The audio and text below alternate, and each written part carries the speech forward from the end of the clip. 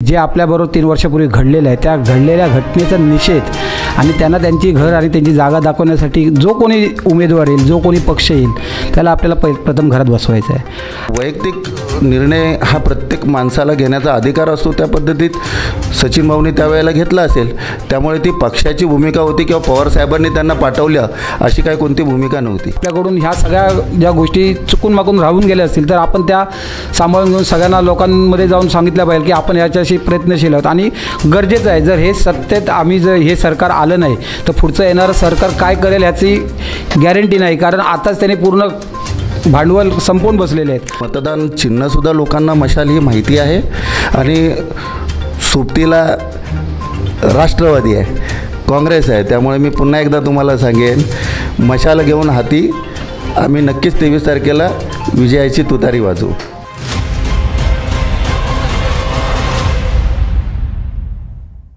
Housing सोसायटीच्या पाण्याच्या टाक्या स्वच्छ करणारी मुंबईतील नंबर 1 कंपनी म्हणजेच लाईफलाईन सर्व्हिसेस. नमस्कार, साऊथ मुंबई न्यूजमध्ये आपलं सर्वांचं स्वागत आहे. वरईतील राष्ट्रवादी काँग्रेस पक्षाच्या पवारांच्या शरद पवार गटाच्या किंवा शरद पवारांच्या कार्यकर्त्यांच्या शाखेत आपण आलेलो आहोत. आपल्यासोबत मुंबई सचिव राजू पवार आहेत. वरई विधानसभेच्या निवडणुका, महाराष्ट्र विधानसभेच्या निवडणुका जाहीर झाल्यानंतर वरई विधानसभा ही लक्षणीय ठरते. त्याच्यावरती पूर्ण महाराष्ट्राचं लक्ष आहे असं म्हटलं जातं आहे आणि हे वारंवार आपण यासाठी म्हणतो आहे की नेहमीप्रमाणे आदित्य ठाकरे यांच्यासाठी या विधानसभेकडे लक्ष केलं जातं आहे आणि आदित्य ठाकरेंना कुठेतरी टार्गेट केलं जातं असंही म्हटलं जातं आहे. आदित्य ठाकरे प्रमाणापेक्षा जास्त वादात अडकत आहेत वरई विधानसभेच्या माध्यमातून असंही म्हटलं जातं आहे. त्यांच्याच मित्रपक्षाचे महाविकास आघाडीचे हे पदाधिकारी आहेत. राजू साहेब, स्वागत आहे आपलं. हा विषय आपण पाहत आहे, माध्यमांमधून जोरात चर्चा आहे. वरई विधानसभेच्यासाठी किती निरखून परखून शिवसेना शिंदे गटाने आपला उमेदवार उतरवला आहे. अनेक उमेदवार त्यांच्या पक्षात इच्छुक असताना देखील सुशीबेन शाह, दत्ता नरवणकर, मग सुशांत शेलार, त्याच्यानंतर संतोष खरात आणि अजून काही नावं होती. ही सगळी मंडळी इच्छुक असताना शिवसेनेने किंवा एकनाथ शिंदेंनी सिलेक्ट करून आपला उमेदवार या ठिकाणी उतरवला आहे. त्याचबरोबर राज ठाकरेंनी देखील संदीप देशपांडेंना पूर्ण ताकद त्या ठिकाणी प्रोड्यूस केलेली आहे आणि संदीप देशपांडे अनेक महिने या वरई विधानसभेमध्ये ॲक्टिव्ह आहेत हे दिसतं आहे. आता महायुती म्हणून भाजपचं आणि शिवसेनेचं इकडे व्यवस्थित जुळून आलेलं आहे, परंतु इथे वरईमध्ये थोडंसं काँग्रेसच्या माध्यमातून थोडा डिस्टर्बन्स जाणवला आहे. या ठिकाणी महाविकास आघाडीमध्ये छोटी मोठी बिघाडी झाली आहे असं जाणवलं आहे. आपण मध्यंतरी दत्तू गवाणकर यांची देखील प्रतिक्रिया स्टेटमेंट ऐकली असालच. काय सांगताय ह्या वरई विधानसभेमध्ये आता नव्याने काय घडणार आहे? काय नव्याने काहीच घडणार नाही. एक लक्षात घ्या, महाविकास आघाडीचे आमचे सगळ्यांचे लाडके, या वरळीकरांचे लाडके असे जे उमेदवार माननीय आदित्य ठाकरे साहेब हेच पुन्हा आमदार असणार आहेत. त्यामुळे काय नव्याने काय घडणार आहे असं काही नाही. एक लक्षात घ्या, लग्नाच्या वरातीमध्ये अनेक लोक येऊन नाचत असतात. याचा अर्थ असा नाही की नवरदेव बदलला जातो, नवरदेव तोच असतो. आणि आमच्या मित्रपक्षांचे, महाविकास आघाडीचे आमचे नवरदेव हे पूर्वीपासूनच ठरलेले आहेत. ते फक्त वरळीचेच आमदार नाहीत. आमच्या वरळीकरांचं फार मोठं भाग्य आहे की वरळीचे आमचे उमेदवार आज राज्याचं नेतृत्व महाविकास आघाडीच्या माध्यमातून ते करत आहेत. एक लक्षात घ्या की महायुतीचे जे उमेदवार म्हणून अनेक नावं येत होती, जसं आता तुम्ही सांगितलं की खरात होते, नरवणकर होते, भाजपाकडून सायनिया एनसी होती, संतोष पांडे होते, दीपक सावंत होते, असे अनेक उमेदवार होतेच ना. बरं, ह्यांचेच सगळ्यांचे आवाज होते की आम्हाला स्थानिक हवा, आम्हाला स्थानिक हवा, वरळीकरांना स्थानिक हवा. मग असं अचानक काय घडलं की त्यांना असं आयात करावा लागलं आहे. बरं, दुसरी गोष्ट, यापूर्वी आता त्यांनी महायुतीच्या माध्यमातून जे उमेदवार दिलेले आहेत, मिलिंद देवराजी हे पूर्वी मतदारसंघाचे 2 वेळा खासदार झालेले आहेत. बरं, त्यांच्या काळात असा कोणता विकास घडला की आता ते परत नव्याने विकास करणार आहेत? त्यांनी त्यांच्या काळात केलेली अशी ठळक 4 कामं वरळीकरांसाठी त्यांनी दाखवावी की वरळीच्या वरळीला मोठं करण्यासाठी किंवा वरळीचं नाव महाराष्ट्रात एक अत्याधुनिक, जसं आमच्या पवारसाहेबांचा बारामती आहे. पवारसाहेबांनी निवडणूक कधी लढवली होती? त्यावेळचे सुद्धा गुण आजही गायले जातात. असं खासदारांनी कोणतं काम केलं? हे मोठा प्रश्न लोकांपुढे आहे. राहिला संदीप देशपांडे चांगले मित्र आहेत, परंतु सुद्धा त्यांनासुद्धा वरळीतली एवढी काय मोठी जाण नाही आहे, वरळीकरांच्या प्रश्नाची जाण नाही आहे. तुम्ही पाहत असाल की मनसे हा फॅक्टर गेल्या अनेक निवडणुकांमध्ये किती वरळीकरांनी एक्सेप्ट केला, चालला गेला, हे मला नव्याने सांगायची आवश्यकता नाही आहे. हाऊसिंग सोसायटीच्या पाण्याच्या टाक्या स्वच्छ करणारी मुंबईतील नंबर 1 कंपनी म्हणजेच लाईफलाईन सर्व्हिसेस. पण पवारसाहेब, विषय असा होतोय की या ठिकाणी कुठेतरी नियोजनाचा अभाव जाणवतोय. म्हणजे आदित्य ठाकरेंसाठी ही निवडणूक महत्त्वाची आहे किंवा कार्यकर्त्यांसाठी, महाविकास आघाडीसाठी देखील ही वरळी विधानसभा महत्त्वाची मानली जाते, पण इथे तेवढं नियोजन नाही आहे, तेवढी तयारी नाही आहे अशी कुजबूज ऐकू येते. व्यवस्थित नियोजन केलं असेल तर ते निवडणूक तुम्हाला सोपी जाईल असं देखील काही लोक तज्ज्ञ म्हणत आहेत. काय सांगताय? नाही, अतिशय चांगल्या पद्धतीचं नियोजन आहे.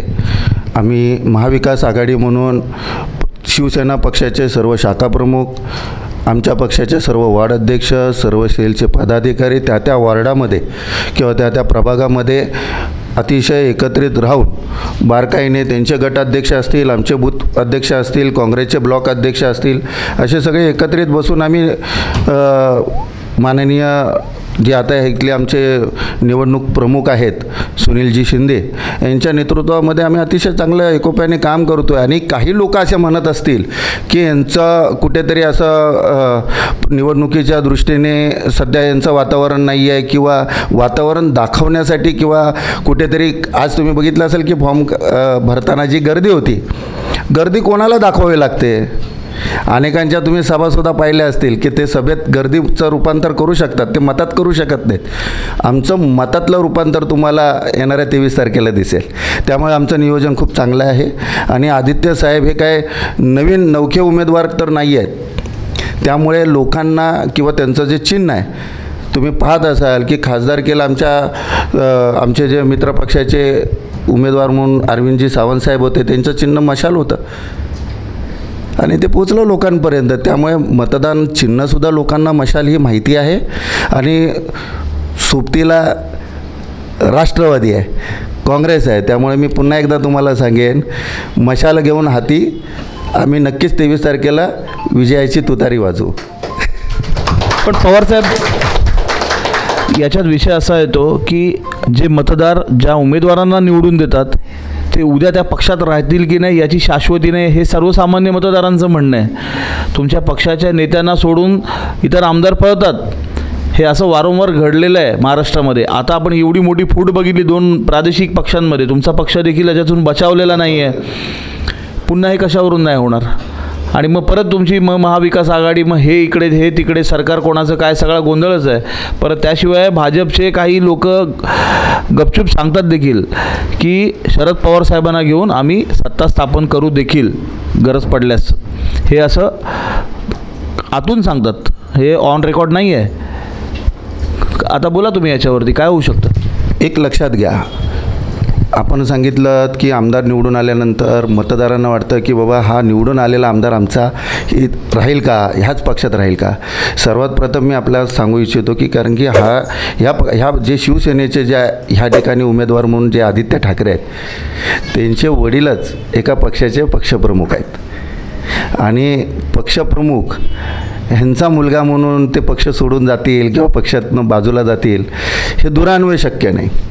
राहिला प्रश्न महाविकास आघाडी म्हणून की बाबा उद्या शरद पवार साहेब पक्ष बदलतील का किंवा ते भाजपबरोबर जातील का.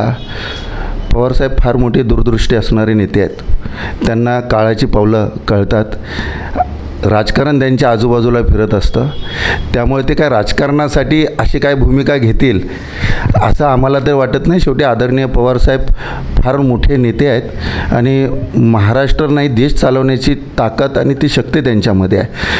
त्यामुळे देशाचे पंतप्रधान माननीय नरेंद्र मोदीसुद्धा एका भाषणात मी ऐकलं होतं, त्यांनी सांगितलं होतं की मी पवारसाहेबांचं बोट धरून राजकारण शिकलो किंवा केलं. त्यामुळे राजकारण या महाराष्ट्राची दिशा देणारे हे नेते आमचे पवारसाहेब आहेत. त्यामुळे येणाऱ्या काळात तुम्हाला निश्चित दिसेल की पवारसाहेब कोणाचं सरकार आणतील आणि पवारसाहेबच मुख्यमंत्री ठरवतील. तुम्हाला तुमचा व्यवसाय वाढवायचा असेल आणि अशीच प्रसिद्धी मिळवायची असेल तर जाहिरातीसाठी आम्हाला संपर्क करा. असं म्हटलं जातं पवारसाहेबांच्या बद्दल वारंवार की पवारसाहेब हे राजकारणात काहीही घडवून आणू शकतात, काही करू शकतात. ते राजकारणातले चाणक्य आहेत, तुम्ही त्यांचे कार्यकर्ते आहात. नेमका अशी कुठला असा विषय आहे किंवा असा कुठला गुण आहे की ते घडवून आणू शकतात काही? काय वाटतं तुम्हाला? पवारसाहेबांबद्दल कुतूहल तर आम्हाला आहे की नेमकं काय आहे पवारसाहेब, म्हणजे पवारसाहेब हे काय रसायन आहे? अनेक जण म्हणतात पवारसाहेबांचं काय खरं नाही, काही करू शकतात. बोला. पवारसाहेब, आता तसं तुम्हीच सांगितलं की पवारसाहेब एक वेगळं रसायन आहे. खरोखर एक दैवी देणगी आमच्या पवारसाहेबांना. पवारसाहेब मनात आणतील ते करू शकतील. त्याचं एक उत्तम उदाहरण मी तुम्हीच आता बोलताना बोललात की तुमचाही पक्ष फुटला त्यावेळेला पवारसाहेबांना अनेक पत्रकारांनी प्रश्न तुमच्यासारख्या विचारलं गेलं होतं की बाबा आता तुमच्या पक्षाचा आश्वासक चेहरा काय? पवारसाहेब असे आहेत की ज्या वेळेला आमचा जन्मही नव्हता, पवारसाहेब तेव्हापासून राजकारणात कार्यरत आहेत, काम करतात. त्यांनी ते एका शाळेचे हेडमास्तर आहेत, त्यांच्या हातून अनेक विद्यार्थी घडलेले आहेत. त्यामुळे 5चे 50 आणि 50चे 500 कधी करतील हे सांगता येत नाही. हे रसायन त्यांनाच काय कोणालाच कळलेलं नाही की पवारसाहेब नक्की कधी कोणती काय भूमिका घेऊन कोणत्या निर्णय घेतील. परंतु आत्तापर्यंत त्यांनी जे काय निर्णय घेतलेले आहेत मी त्यांच्याकडे आदर्श म्हणून नेहमीच बघत आलेलो आहे. त्यांनी आत्तापर्यंत महाराष्ट्रातले तुम्ही बघा, प्रामुख्याने देशातले निर्णय म्हणा, महाराष्ट्रातले निर्णय म्हणा, ते लोकहिताचे निर्णय घेतलेले आहेत. त्यांच्यासोबत जे कोणी आले त्यांनी विधानभवन पाहिलेलं आहे, त्यांनी संस्थानिक राज्य पाहिलेले आहेत, त्यांनी खासदारकी म्हणून संसद भवन पाहिलेलं आहे, त्यांनी अनेक कार्यकर्ते नेते म्हणून घडवलेले आहेत. त्यामुळं पवारसाहेब हे फार मोठं दूरदृष्टी असणारं नेतृत्व आहे. आणि महाराष्ट्र राज्य खऱ्या अर्थाने जर वाचवायचं असेल आणि त्याला प्रगतीपथावर जर न्यायचं असेल तर आत्ता महाराष्ट्राला पवारसाहेबांचीच गरज आहे. या विधानसभेत पवारसाहेबांचा लाडका सचिन म्हणजे सचिन अहिर राष्ट्रवादी सोडून इथे आला. मग हे देखील पवारसाहेबांचंच प्लॅन होतं का? कारण की ठाकरेंची मैत्री होती बाळासाहेबांशी, पवारसाहेबांशी. मग त्यांच्या नातवाला मदत करण्यासाठी स्वतःहून पवारसाहेबांनी सचिन अहिर यांना शिवसेनेत पाठवलं का? काही लोक असे देखील चर्चा करत असतात. काय सत्यता याच्यात? नाही, असं काही नाही आहे. बघा कसं आहे, पवारसाहेबांनी जसं आता मी तुम्हाला उदाहरणच दिलं ना की पक्ष ज्या वेळेला राष्ट्रवादी काँग्रेस पक्षातून काही लोक बाजूला गेली आणि तेच पक्ष म्हणून बोलू लागली, तर असे काही वैयक्तिक निर्णय घेणारी लोक असतात. ज्या वेळेला वैयक्तिक निर्णय एखादा माणूस घेतो त्यावेळेला काय तो नेतृत्व पाठवतो किंवा पाठवायचं असतं. तर त्याच वेळेला त्यांनी महायुती केली असती, जशी महाविकास आघाडी केलेली आहे त्यावेळेला केलेली असती, किंवा तिथे आपला उमेदवार बाजूला ठेवून त्यांनी त्याच वेळेला शिवसेनेचा उमेदवार म्हणून ह्याच पक्षाचा आमचा पाठिंबा आहे म्हणून असं घोषित केलं असतं. एक लक्षात घ्या, त्यावेळेला आमची आघाडी नव्हती आणि आघाडी नसतानासुद्धा राष्ट्रवादी काँग्रेस पक्षाने त्यावेळेला शरद पवार साहेबांनी आपली भूमिका स्पष्ट केली होती आणि या ठिकाणी वरळी विधानसभेतून उमेदवारसुद्धा दिला होता. नवखा उमेदवारसुद्धा अतिशय तगडी फाईट देऊ शकला, चांगलं काम करू शकला, लोकांनी भरभरून मतदान केलं. त्यावेळेला खूप चांगल्या पद्धतीचं मतदान राष्ट्रवादीला पडलं. 25 ते 26 हजार मतदान 23,500 राष्ट्रवादी काँग्रेस पक्षाला पडलं. त्यामुळे वैयक्तिक निर्णय हा प्रत्येक माणसाला घेण्याचा अधिकार असतो. त्या पद्धतीत सचिन भाऊंनी त्यावेळेला घेतला असेल. त्यामुळे ती पक्षाची भूमिका होती किंवा पवारसाहेबांनी त्यांना पाठवलं अशी काही कोणती भूमिका नव्हती. नाही, पण कारण असं की त्यावेळेला सचिन अहिर गेल्यानंतर जी मुंबईवर जी फूट पडली किंवा ती एक पोकळी निर्माण झाली, तरी देखील सचिन अहिर यांच्यावरती तुमच्या पक्षाच्या कुठल्याच लोकांनी टीका नाही केली. ते आज तागायत कधी कोणी टीका केलेली नाही आहे. म्हणून हे नवलच वाटतं की असं कसं काय होऊ शकतं. एक लक्षात घ्या, आमच्या पक्षाचे प्रत्येक नेते काम करणारे नेते आहेत. जे गेलं त्याला हळहळत बसत नाहीत. नव्या उमेदीने नवा कार्यकर्ता, नवा नेता तयार करण्याची धमक ह्या पक्षामध्ये आहे आणि पक्षाचं आमचं नेतृत्व तसं आहे. त्यामुळे कोण गेलं त्याच्यावर टीका टिप्पणी करून वेळ वाया घालवण्यापेक्षा नव्या उमेदीने नवा कार्यकर्ता तयार करून नव्या जोम्यानं तुम्ही पाहताय ना, मी वारंवार बोलत आलो आहे की आज 8 खासदार आले, त्यामध्ये आमच्या ताई पाहिलं तर फक्त त्या जुन्या आहेत, बाकी आमचे सगळे खासदार नवीन आहेत. म्हणजे त्यांना राजकारणाचं वलय किंवा त्यांचं कोणतंही राजकारणी घराणं नसणारं असे सगळे खासदार आहेत. हे पवारसाहेबांची किमी आहे. त्यामुळे टीका करण्यात पवारसाहेबांनी कधी कोणावर टीका केली नाही. तेच संस्कार खालपर्यंत आमच्या पक्षात रुजलेले आहेत. त्यामुळे वरळी मुंबईतले सगळे पदाधिकारी म्हणा किंवा नेते म्हणा, कदाचित त्यामुळेच त्यांनी कोणी टीका केली नसेल. टीका करण्याची आवश्यकतासुद्धा नाही. हाऊसिंग सोसायटीच्या पाण्याच्या टाक्या स्वच्छ करणारी मुंबईतील नंबर 1 कंपनी म्हणजेच लाईफलाईन सर्व्हिसेस. आपल्यासोबत वरई तालुका अध्यक्ष सुनील वराडकर आहेत. वराडकर साहेब, स्वागत आहे आपलं. आता उमेदवारी जाहीर झालेल्या आहेत. ही तिरंगी लढत म्हणता येईल. आदित्य ठाकरे साहेब, संदीप देशपांडेजी, मिलिंद देवरा. आता मिलिंद देवरा हे राज्यसभेवरचे खासदार आहेत. ते या ठिकाणी आलेत. यापूर्वी दक्षिण मुंबईचे ते खासदार होऊन गेलेले आहेत. मुरली देवरांपासूनचा त्यांचा राजकीय बॅकग्राऊंड आहे. पूर्वी गांधी घराण्याशी त्यांचे खूप चांगले संबंध होते असं म्हटलं जातं, जवळचे संबंध, आणि अजूनही त्यांचं काँग्रेसमध्ये खूप चांगले कनेक्शन्स आहेत. असे मिलिंद देवरा वरई विधानसभेमध्ये उतरवले जात आहेत. एक स्वच्छ प्रतिमेचा चेहरा म्हणून ते दाखवलं जाण्याचा प्रयत्न केला जातो आहे, किंवा ते असावे देखील. काय सांगताय तुम्हाला? आता मुरली देवरांची लढत ही तुम्हाला अवघड जाणार आहे का? काय सांगताय?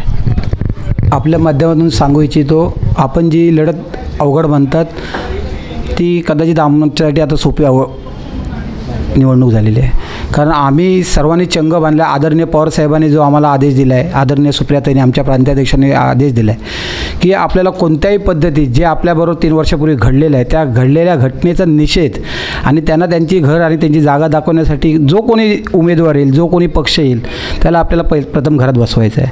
आपण सर्व एकत्र येऊन ज्या तनमन धनाने काम करायचं आहे. आणि असं करत असताना आता जे उमेदवार या ठिकाणी आलेले आहेत त्यांना आम्ही परिचित आहोत. आम्ही त्यांच्याबरोबर एकत्र काम केलेलं आहे युतीमध्ये, त्यामुळे आम्ही परिचित आहोत. त्यांची कामाची पद्धत, त्यांचं चालणं, त्यांचं बोलणं परिचित आहोत. आज खासदार असताना एखादा उमेदवार या ठिकाणी आमदार म्हणून द्यावा लागतो, म्हणजे येथील स्थानिक जो थोड्या दिवसापूर्वी ह्या विभागात स्थानिक मुद्दा करून आदित्य साहेबांना घेरायचा प्रयत्न करत होते. आदित्य साहेब हे आमच्या महाराष्ट्राचे नेतृत्व आहेत, मातोश्रीचे नेतृत्व आहेत, आणि त्यांच्या माध्यमातून वळीतला एक चेहरा गेल्या 5 वर्षापूर्वी आपल्या वळीला भेटला होता. करोना काळामुळे कामं थोडीफार करता आली नसतील, त्यांच्याकडून झाली नसतील, किंवा ते जे म्हणतात आदित्य येत नाहीत, आम्ही म्हणतो आदित्य भेटतात, दिसतात, प्रत्येक कार्यक्रमात असतात. प्रत्येक वेळी येणं हे गरजेचंच नसते ना. ज्या ठिकाणी त्यांना बोलवलं जातं त्या ठिकाणी ते असतात, त्या विभागातल्या कार्यक्रमात असतात, सगळ्या ठिकाणी असतात. परंतु आज जो मुद्दा तुम्ही उपस्थित केलात की 2 उमेदवार संदीप देशपांडे आणि मिलिंदजी देवरा यांच्या अगेन्स्टमध्ये आहेत, आज त्याच अनुषंगाने आमच्या आदित्याचा विजय होणार आहे. हा आम्ही जाहीर करतो इथे विजय. कारण आदित्य काम करत नसले, इथे दिसत नसले तरी त्यांचं नेतृत्व आमच्याकडे, त्यांच्या हाताखालचे आमदार असतील, त्यांचे नगरसेवक असतील, त्यांचे शाखाप्रमुख असतील, आमच्या पक्षाचे पदाधिकारी असतील, आज आम्ही सर्व एकत्र येऊन काम करतो आहे. त्यामुळे ही अभेद्य भिंत आहे, ती त्यांना सर करता येणार नाही. तुम्हाला तुमचा व्यवसाय वाढवायचा असेल आणि अशीच प्रसिद्धी मिळवायची असेल तर जाहिरातीसाठी आम्हाला संपर्क करा. त्यांच्या मतदारसंघात निवडणुकीवर बहिष्कार असे बॅनर कसे काय लागतात? मग बोला ना. मग लोकशाहीत प्रत्येकाला हक्क आहे बोलण्याचा आणि आपले व्यथा मांडण्याचा. कारण जसा इलेक्शन येतात तसं माणसं आपापले गोष्टी समोर ठेवत असतात आणि ह्या गोष्टी लगातार चालूच आहेत. वळीमध्ये बेरडीचा प्रश्न असेल, डेव्हलपमेंटचा प्रश्न असेल, सगळे प्रश्न चालू असतील. पण त्याच्यासाठी स्थानिक प्रशासनाला जबाबदारीला धरलं पाहिजे की नेत्यांना धरलं पाहिजे. नेत्यांच्या माध्यमातून आम्ही प्रशासनाकडे जातो. प्रशासन कोणाकडे आहे? आज प्रशासन ज्यांच्याकडे आहे ते काहीतरी त्यांच्यावर प्रेशर आणून थांबवत असतील ना आमची कामं. मग ठाकरेंनी आंदोलनं का नाही केली? सरकारकडे आहे ना सगळ्या डिसिजन्स. मग ह्या जनतेला घेऊन आंदोलनं करायला नको? सरकारला धारेवर नको धरायला की माझ्या वरईत हे प्रॉब्लेम आहेत? नक्कीच आपण म्हणता तशी मी सहमत आहे. आंदोलनं झाली पाहिजे होती, परंतु पद्धत वेगळी आहे, मांडायची पद्धत वेगळी आहे, ॲग्रेसिव्ह होणं वेगळं आहे. त्यामुळे थोडंफार ह्या गोष्टी झाल्या नसतील. परंतु रहिवाशांच्या माध्यमातून त्यांच्या ज्या सूचना आल्या त्या स्थानिक नगरसेवकांनी म्हणा, आमदारांनी म्हणा, मग त्यांच्या माध्यमातून असेल, सुनील शिंदेच्या माध्यमातून असेल, इतरांच्या माध्यमातून मांडल्या गेल्या ना. नाही, जरूर आपण वारंवार उल्लेख केला, सुनील शिंदेंचं काम आहे, त्याबाबतीत दुमत नाही आहे. अपेक्षा फक्त आदित्य ठाकरेंकडून आहेत. ह्या पूर्ण विधानसभेमध्ये सुनील शिंदेंवर टीका कोणी नाही केली. आदित्य ठाकरेंनाच कॉर्नर केलं जातं आहे. हा राजकारणाचा भाग असू शकतो, तो आमच्या ह्या टीकेचा मुद्दा नाही आहे. विरोधकांचं म्हणणं आहे आदित्य ठाकरेंना सारखं घेरलं जातं आहे, त्यांच्यावरती टीका केली जाते, त्यांची अनुपस्थिती दर्शवली जाते आणि त्याच्यावरच बोट ठेवलं जातं आहे. हा मुद्दा आहे वरडकरजी. आता सांगा, पुढची स्ट्रॅटेजी सांगा, काय अजेंडा घेऊन महाविकास आघाडी वरई विधानसभेत ही निवडणूक लढवून जिंकेल? बोला. नक्कीच महाविकास आघाडीकडे आता जे तुम्ही म्हणतात आदित्यवर टीका झाली, आम्ही त्यांना आमच्या पक्षाच्या वतीने आम्ही विनंती करू, पुढील काळात ही चूक घडू नये आपल्याकडून, आणि आपल्याकडून ह्या सगळ्या ज्या गोष्टी चुकून मागून राहून गेल्या असतील तर आपण त्या सांभाळून घेऊन सगळ्यांना लोकांमध्ये जाऊन सांगितलं पाहिजे की आपण याच्याशी प्रयत्नशील आहोत आणि गरजेचं आहे. जर हे सत्तेत जर हे सरकार आलं नाही तर पुढचं येणारं सरकार काय करेल ह्याची गॅरंटी नाही, कारण आताच त्यांनी पूर्ण भांडवल संपवून बसलेले आहेत. पुढे राज्य कसं चालवायचं, काय करायचं आहे, जी सुराज्य नीती पाहिजे आहे, जी सुशासन पाहिजे आहे, ते ह्या ठिकाणी ह्या महाविकास आघाडीत असलेले नेते चांगल्या प्रकारे ते हाताळू शकतात आणि त्यांना ती अवगत आहे कला. त्यामुळे हे शासन येणं गरजेचं आहे, महाविकास आघाडीचं शासन येणं गरजेचं आहे.